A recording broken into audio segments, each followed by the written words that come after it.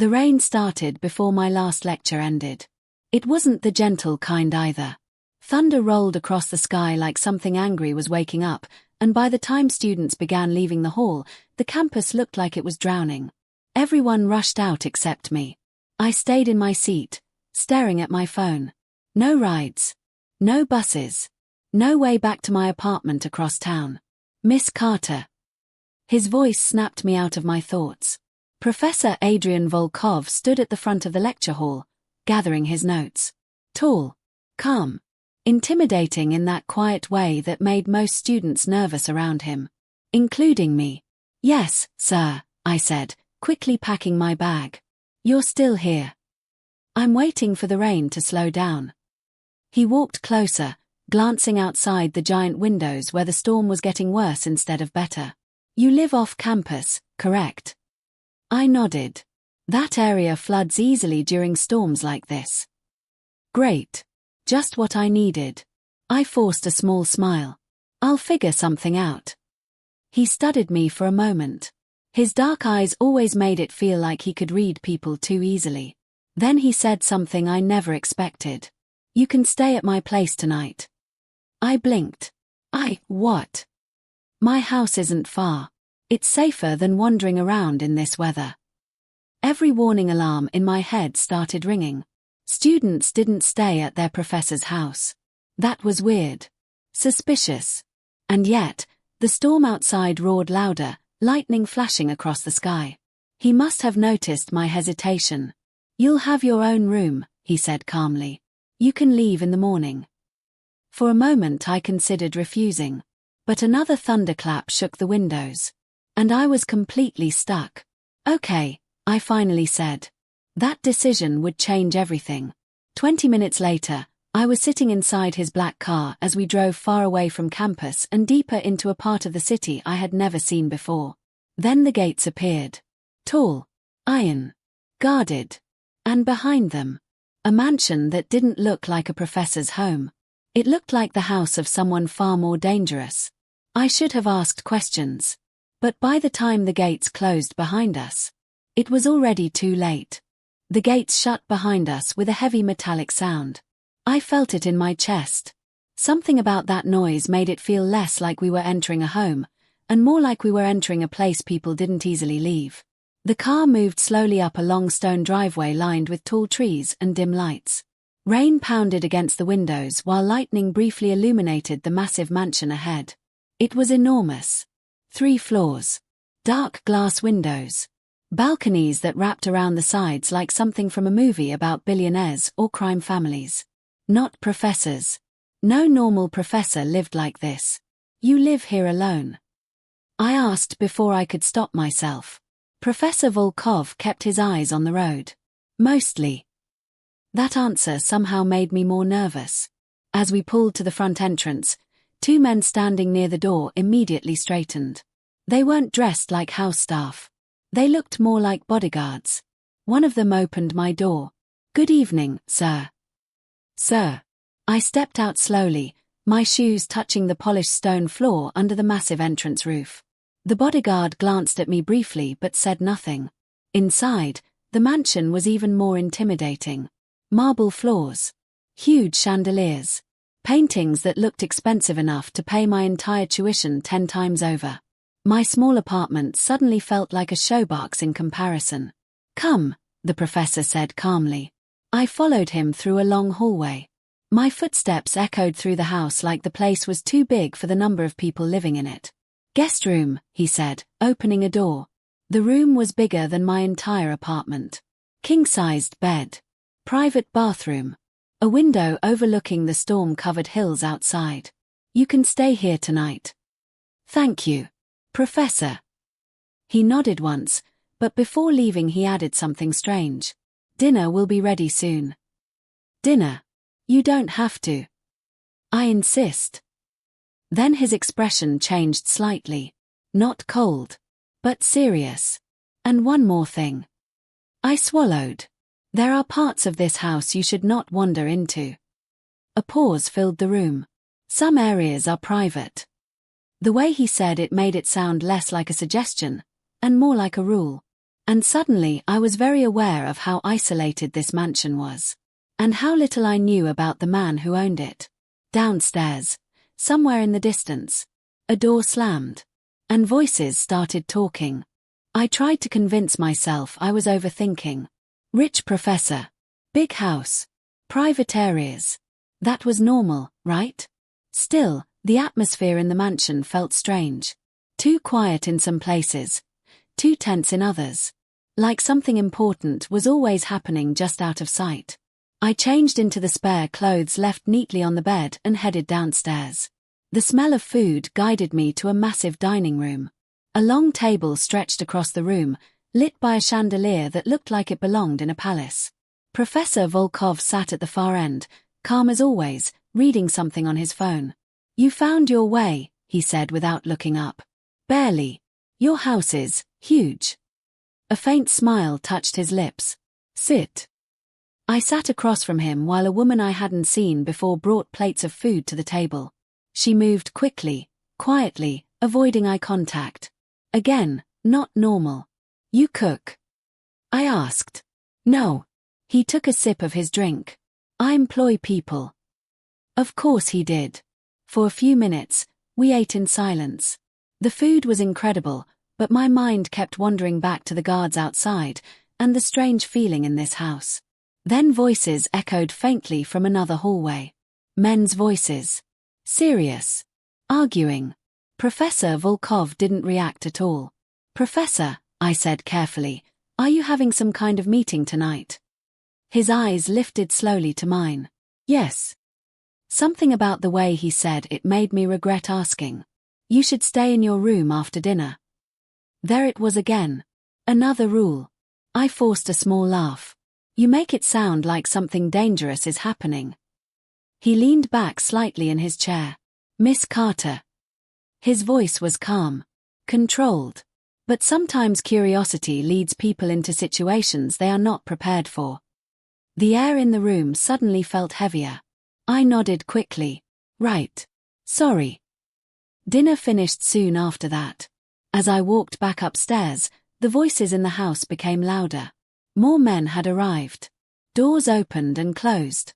Footsteps echoed through the hallways. From the balcony above the main hall, I glanced down. And froze. 5 men in dark suits stood around a table. Money. Stacks of it. One of them said something that made my stomach drop. "Tell the boss the shipment is secured." "Boss." Before I could move, someone stepped behind me. "I believe I told you not to wander." Professor Volkov's voice was right behind my shoulder. My heart nearly stopped. I turned slowly. Professor Volkov stood behind me, his expression calm, but his eyes were sharp. I couldn't sleep," I said quickly. A lie. And we both knew it. For a moment neither of us spoke.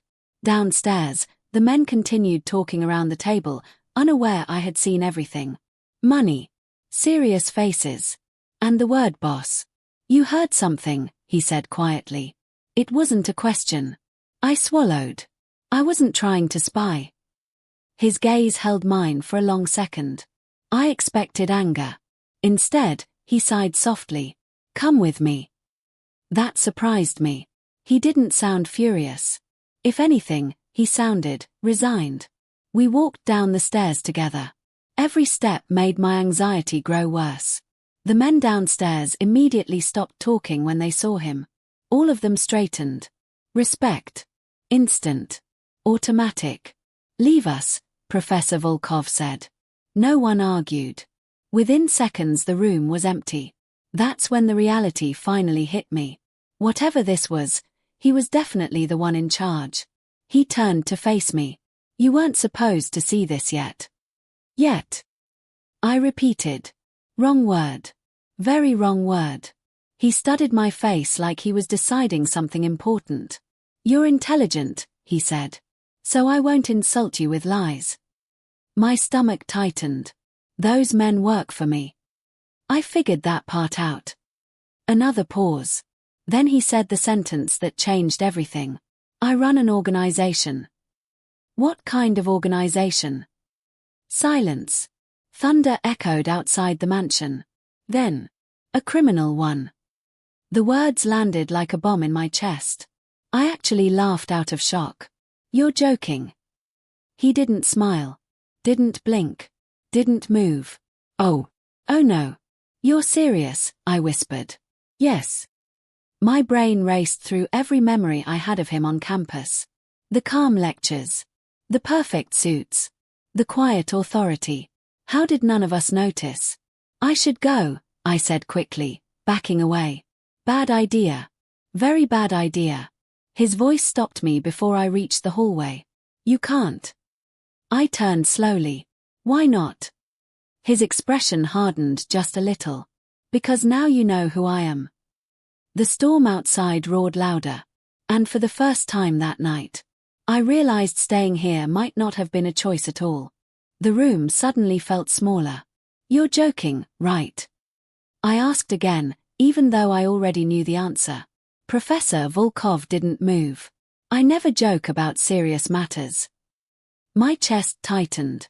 So what happens now? I whispered. He watched me carefully, like he was measuring every reaction. That depends on you. On me? Yes. I laughed nervously and pointed toward the door. Well, my plan is very simple. I leave, we both pretend tonight never happened, and tomorrow I go back to being your student. Silence filled the room. Then he shook his head once. That won't be possible. Fear crawled up my spine. Why not? Because the men you saw tonight, he said calmly, would not be comfortable knowing a stranger heard their conversation. I'm not a stranger. I'm your student. That does not make this situation safer. My heart was pounding now. You're saying they would hurt me. I'm saying the world you just stepped into is not forgiving. The honesty in his voice was terrifying. I rubbed my temples. This is insane. Yes, he agreed. Thunder shook the windows again. For a long moment neither of us spoke. Then he surprised me. You're staying here for now. My head snapped up. What? It's temporary. No, absolutely not. You would be safer here than walking out into a situation you don't understand. You're basically kidnapping me. His jaw tightened slightly. If I wanted to kidnap you, Miss Carter, he said quietly, you would not be standing there arguing with me. That shut me up. Because somehow, I believed him. He walked to the window, looking out into the storm-covered night. You were never supposed to be involved in my life outside the university. Yet here I am, I muttered. Yes. Another silence. Then he turned back to me. You will stay as my guest until I resolve certain matters. And if I refuse? His eyes met mine again. Then you would walk out into a world where dangerous people know you saw something you shouldn't have. That answer chilled me. Because suddenly staying here didn't sound like the worst option. And that realization scared me even more. I had come here because of a storm. Now I was trapped in something far more dangerous. The storm finally began to fade outside, but inside the mansion, the tension only grew. I sat on the edge of the enormous bed, my mind racing. I should have gone back to my apartment, back to my normal life. Instead, I was trapped in the heart of something I didn't understand. A knock at the door made me jump. Miss Carter, Professor Volkov said from the doorway. We need to talk. I followed him to the study, a room lined with dark wooden books, but also subtle hints of something more dangerous. A locked cabinet here, a hidden safe there. I realized I had been walking through a fortress disguised as a mansion. You understand the gravity of your situation? He asked. I nodded, even though I didn't. Once you know me, you cannot simply leave, he continued. You saw things tonight. Things that some people would kill to protect. That makes you part of this world, whether you want to be or not. My stomach churned. I'm just a student. I don't belong in this world, I said, panic rising in my chest. Belonging has little to do with it. Survival does. He moved closer, his gaze unwavering. For a moment, I felt exposed, like he could see every thought I had. You will stay here until I determine it's safe for you to leave, he said. You are not a prisoner, but you are not free either. Do you understand? I swallowed hard. Yes. He nodded and gestured for me to sit. You will follow the rules. Do not wander. Do not interfere. And most importantly, trust no one. I didn't even know how to respond. The words felt like chains. I was a guest in a house that wasn't just a home, it was a world I had no training to survive. And yet, even as fear gripped me, there was an undeniable pull of curiosity. Who was he really? Why was his world like this? As I lay in the guest room that night, the mansion silent except for the distant hum of the storm, I realized something terrifying. I wasn't just trapped in his house, I was trapped in his world. And I didn't know if I wanted to escape, or if somehow I was already part of it. The morning was eerily quiet. Sunlight tried to pierce through heavy clouds, but the mansion seemed to swallow it whole. I was still in disbelief. I knew Professor Volkov wasn't just a professor. But seeing the men downstairs plotting, hearing the word boss, it was real. Terrifyingly real. A sudden sound shattered the silence, a sharp crash from the west wing. What was that? I asked, my voice trembling. Professor Volkov didn't answer at first. He grabbed a sleek pistol from a hidden drawer in the study and moved toward the hallway. Stay here, he commanded. Stay. Are you insane? I said stay, he repeated, cold but controlled. There was no room for argument. I barely had time to obey before shouts and the sound of breaking glass erupted from outside. Men in dark suits appeared in the gardens, moving with precise coordination. They weren't visitors, they were attackers. From my window, I could see them trying to breach the mansion. Enemies, he muttered under his breath, eyes narrowing. Suddenly, the reality hit me. This wasn't a game. The people I had glimpsed last night, the organization, the money, the respect, they all meant something deadly. And now I was in the middle of it. I felt a chill that had nothing to do with the weather. He returned moments later, pistol in hand. You see now why you cannot leave, he said. Yes, I whispered, though the word barely carried my fear. He moved like a shadow, precise and deadly, commanding everyone in the house with a gesture. Guards and staff disappeared, replaced by an invisible order I couldn't yet comprehend.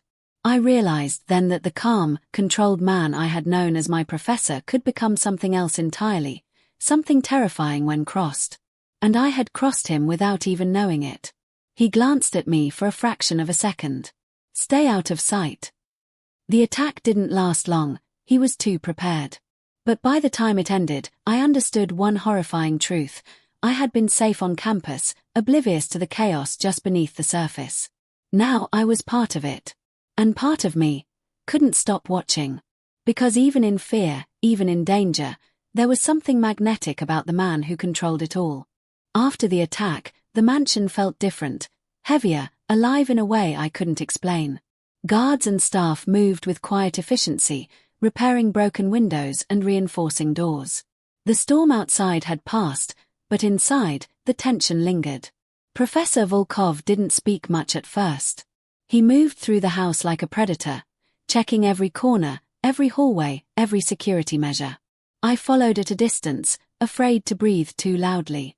Later, he found me in the study, sitting in silence. You're still here, he said, not as a warning, but as an observation. I don't know where else to go, I admitted. My voice sounded small even to me. He studied me for a long moment. Then, unexpectedly, he softened. Most people in my world never see it from this side, he said. They only see what I allow them to see. Fear, power, control. And the rest? I asked quietly. He hesitated. Then he spoke, almost to himself. The rest is loneliness, sacrifice, choices that weigh on your soul. I blinked. This was not the professor I knew in class. This was someone human, someone vulnerable beneath the armor of authority. I didn't mean to, I started. You didn't do anything, he interrupted. His voice was firm, yet calm. You survived. You asked questions. That makes you different. Different. That word echoed in my mind.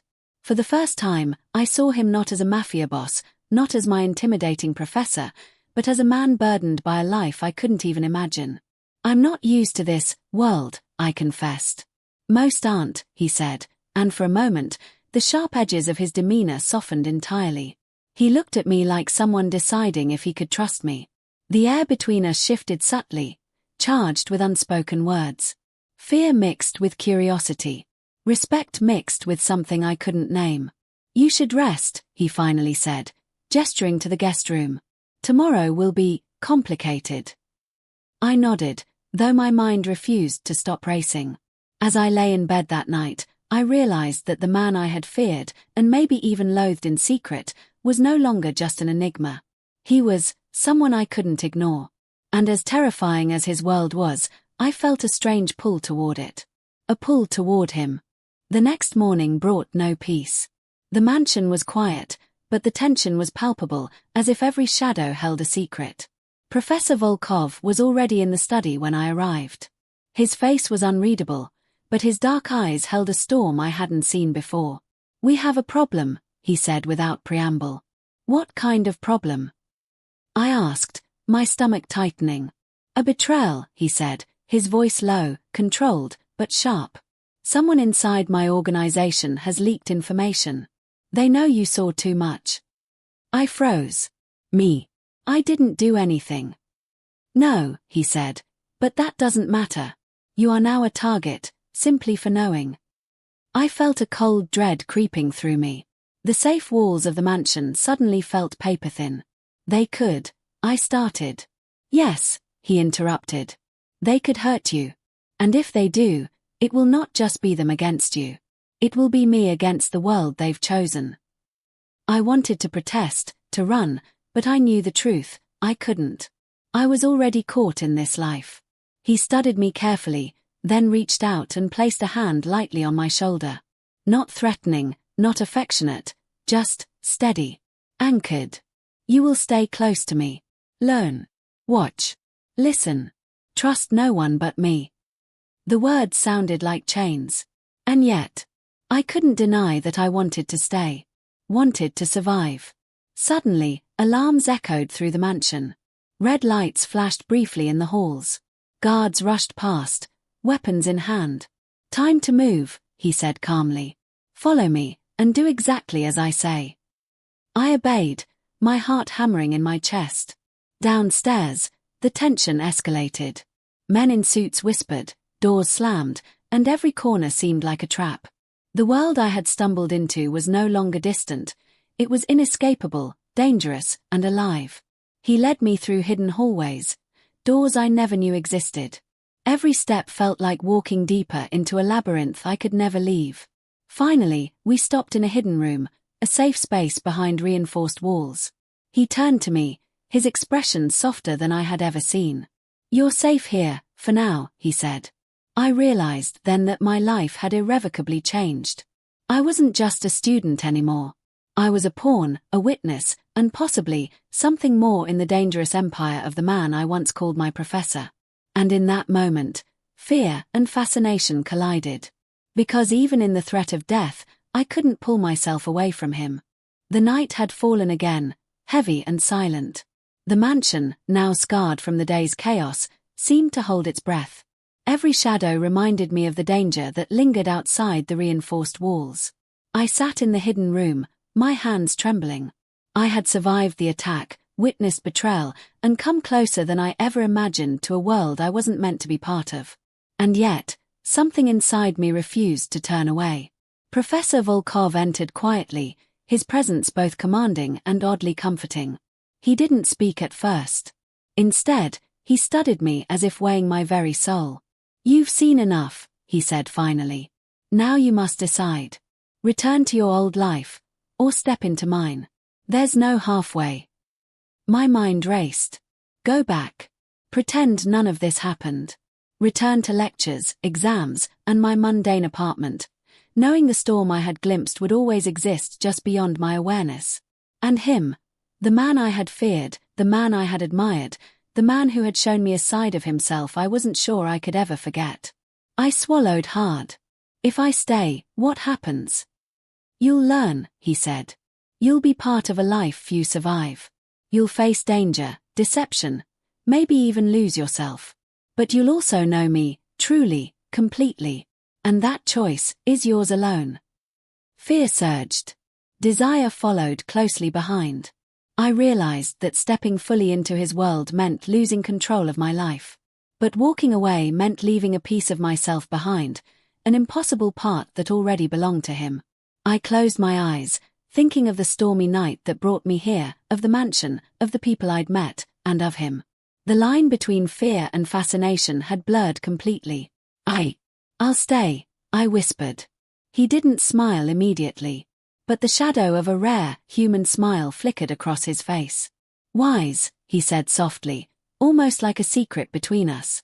But remember, nothing in this world is certain. Not loyalty, not love, not safety. I nodded, understanding more than I wanted to admit. And as the mansion loomed around us, alive with power and danger, I realized something terrifying and exhilarating at the same time. My life would never be ordinary again. I had crossed into his world, and there was no turning back. The storm had ended outside, but inside, a far greater storm was just beginning.